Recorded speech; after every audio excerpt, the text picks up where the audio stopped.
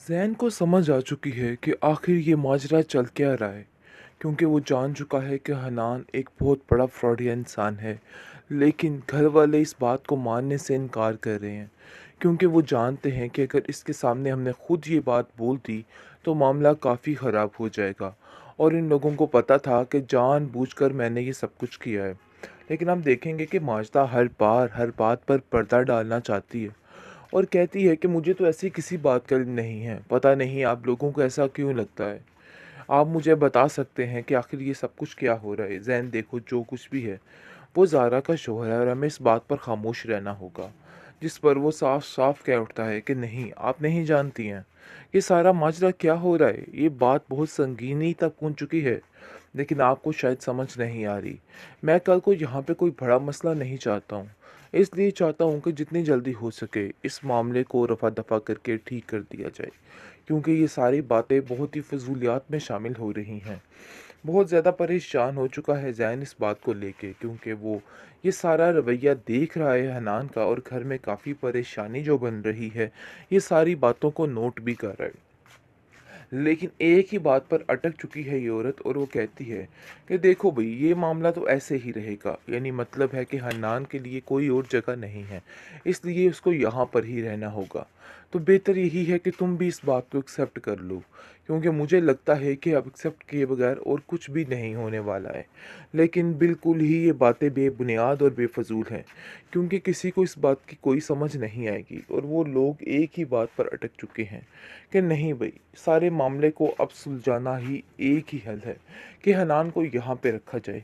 ज़ारा साफ साफ कह देती है कि अगर आपने ऐसा किया तो मैं आप लोगों के साथ बिल्कुल कतई ताल्लुक़ कर दूंगी और बिल्कुल कोई बातचीत नहीं रखूंगी। इसलिए आप लोगों को ज़रा सोच समझ के फ़ैसला करना होगा, वरना हर फैसला आपके लिए मुश्किल से मुश्किल तरीन होता जाएगा। और मैं नहीं चाहती कि मैं आप लोगों के साथ कतई ताल्लुक़ करूं। जिस पर उसकी माँ कहती है कि अरे भाई, मैंने तो तुमसे सिर्फ बात की है और तुम तो ऐसे उछल के मुझे ही पड़ गई। मैं तो तुम्हारा फ़ायदा चाहती हूँ, इसके अलावा और कुछ भी नहीं। कि आप इस तरह से शक क्यों कर रही हैं? क्यों मेरी हर बात को टाल-मटोल करके मुझे गलत ही समझ रही हैं? लेकिन जी, आप देखेंगे कि दूसरी तरफ मिनाहिल काफ़ी परेशान है नरगिस के लिए, और वो जानती है कि नरगिस के घर में काफ़ी ज़्यादा परेशानी का समा बना हुआ है, और वो उन लोगों का भरपूर साथ देना चाहती है, और साफ-साफ वलीद को कह देती है कि अगर इस तरह का मूड बना के रखोगे तो मामलात काफ़ी ज़्यादा ख़राब हो जाएँगे। इसलिए आपको आंटी के सामने ज़रा अपने चेहरे को अच्छे तरीके से रखना होगा, वरना मामला बहुत ज़्यादा ख़राब हो जाएगा, क्योंकि वो जानती है कि इस मामले को किस तरीके से हैंडल करना है और इस मुश्किल वक़्त में कौन है जो उनके काम आएगा। इसलिए वो साफ-साफ कहती है कि आपको अब हर चीज़ पे ध्यान देना होगा, क्योंकि मैं जानती हूँ कि ये सब कुछ, ये मरहला आप लोगों के लिए काफ़ी ज़्यादा मुश्किल है, लेकिन इस बात को समझने की कोशिश कीजिए।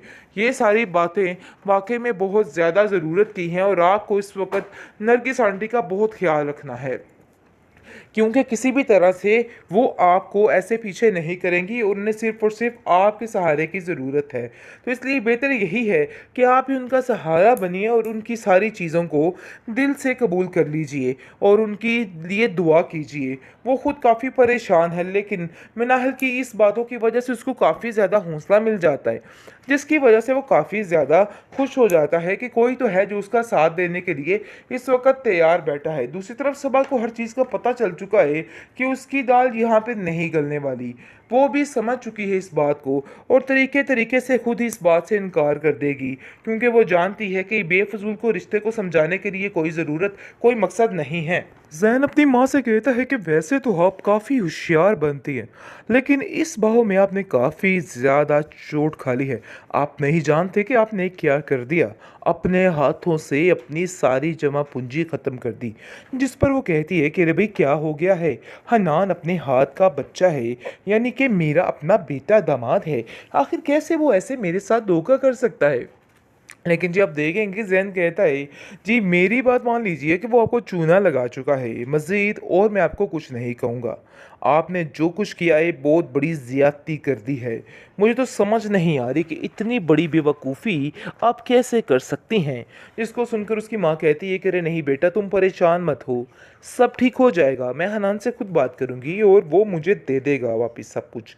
लेकिन जी आप देखेंगे कि हनान तो मज़ीद इन लोगों से छीनने की ख्वाहिश कर रहा है और बस बहुत ही अपना दिमाग ख़राब करने की कोशिश कर रहा है। लेकिन ज़ैन भी इसका दिमाग बड़े अच्छे तरीके से सेट कर देता है और कहता है कि देखो भाई, मुझे समझ आ चुकी है और ये बात मैं बड़े अच्छे तरीके से जानता हूँ कि कोई भी यूट्यूब चैनल 19-20 लाख नहीं मांगता है। तो बेहतर यही है कि ये मत समझो कि हम इधर बेवकूफ़ बैठे हैं। मुझे हर चीज़ का इल्म है और मैं जानता हूँ कि तुमने ये सारी गेम रचाई है, इसके अलावा और कुछ भी नहीं है। जिसको सुनकर वो कहता है कि आखिर क्या हो गया आपको? आपको मेरे ऊपर कोई बेतबारी है? कैसी बातें कर रहे हैं आप? मुझे तो कुछ समझ नहीं आ रही है। लेकिन जी आप देखेंगे कि ज़ैन ने उसको पकड़ लिया है और उसको यकीन हो चुका है कि इंसान वाक़ई में बहुत बड़ा फ्रॉडिया है। इसलिए वो अपनी माँ को कहता है कि जितनी जल्दी हो सके ना, इसको यहाँ से चलता कर दीजिए। जिस पर ज़ारा उछल पड़ती है और कहती है कि आखिर आप लोग कैसे उसको यहाँ से निकाल सकते हैं? मुझे तो इस बात की समझ नहीं आ, क्या समझ रहे हैं कि हर चीज़ की हुक्मरानी आपकी ही चलेगी? ऐसा नहीं होने वाला है। यानी कि पूरी पूरी साइड ले रही है उसकी। दूसरी तरफ ये आप देखेंगे कि माजिदा कहती है कि बात तो सही है, हन्नान ने हमारे साथ कुछ अच्छा नहीं किया है, उससे अच्छे की उम्मीद भी नहीं की जा सकती। लेकिन जी आप देखेंगे कि वो अपनी माँ को भी बातें सुना देती है और कहती है कि आप तो चुप ही कर जाइए, आपको आखिर अच्छे बुरे की क्या तमीज़। मैं बस आपसे इतना पूछना चाहती हूँ कि आप इस तरह से शक क्यों कर रही हैं? क्यों मेरी हर बात को टाल-मटोल करके मुझे गलत ही समझ रही हैं? लेकिन जी आप देखेंगे कि दूसरी तरफ मिनाहिल काफ़ी परेशान है नरगिस के लिए और वो जानती है कि नरगिस के घर में काफ़ी ज़्यादा परेशानी का समा बना हुआ है और वो उन लोगों का भरपूर साथ देना चाहती है और साफ-साफ वलीद को कह देती है कि अगर इस तरह का मूड बना के रखोगे तो मामलात काफ़ी ज़्यादा ख़राब हो जाएँगे। इसलिए आपको आंटी के सामने ज़रा अपने चेहरे को अच्छे तरीके से रखना होगा, वरना मामला बहुत ज़्यादा ख़राब हो जाएगा। क्योंकि वो जानती है कि इस मामले को किस तरीके से हैंडल करना है और इस मुश्किल वक़्त में कौन है जो उनके काम आएगा। इसलिए वो साफ-साफ कहती है कि आपको अब हर चीज़ पे ध्यान देना होगा, क्योंकि मैं जानती हूँ कि ये सब कुछ, ये मरहला आप लोगों के लिए काफ़ी ज़्यादा मुश्किल है, लेकिन इस बात को समझने की कोशिश कीजिए। ये सारी बातें वाक़ई में बहुत ज़्यादा ज़रूरत की हैं और आपको इस वक़्त नरगिस आंटी का बहुत ख़्याल रखना है। क्योंकि किसी भी तरह से वो आपको ऐसे पीछे नहीं करेंगी और उन्हें सिर्फ़ और सिर्फ़ आपके सहारे की ज़रूरत है। तो इसलिए बेहतर यही है कि आप ही उनका सहारा बनिए और उनकी सारी चीज़ों को दिल से कबूल कर लीजिए और उनके लिए दुआ कीजिए। वो खुद काफ़ी परेशान है, लेकिन मिनाहिल की इस बातों की वजह से उसको काफ़ी ज़्यादा हौसला मिल जाता है, जिसकी वजह से वो काफ़ी ज़्यादा खुश हो जाता है कि कोई तो है जो उसका साथ देने के लिए इस वक़्त तैयार बैठा है। दूसरी तरफ सबा को हर चीज़ का पता चल चुका है कि उसकी दाल यहाँ पे नहीं गलने वाली। वो भी समझ चुकी है इस बात को और तरीके-तरीके से खुद ही इस बात से इनकार कर देगी, क्योंकि वो जानती है कि बेफ़िज़ूल को रिश्ते को समझाने के लिए कोई ज़रूरत, कोई मकसद नहीं है।